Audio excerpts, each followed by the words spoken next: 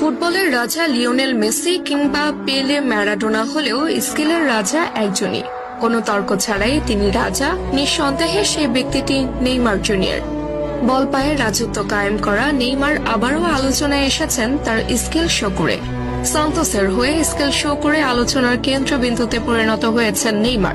সান্তোসের হয়ে মাঠে নেমে গোল পাওয়ার দিনে নেইমার অদ্ভুত এক স্কিল দেখিয়ে প্রতিপক্ষকে বোকা বানিয়ে বল নিয়ে ছুটে গেছেন নেইমার দ্য সান্তোস জুনিয়র। এমন নেইমারকে যেন ভক্তরা খুঁজছিল।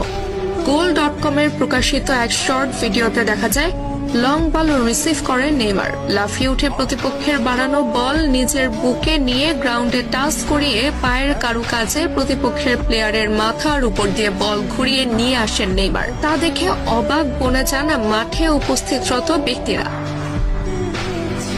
একজন ফুটবলার কতটা পারদর্শী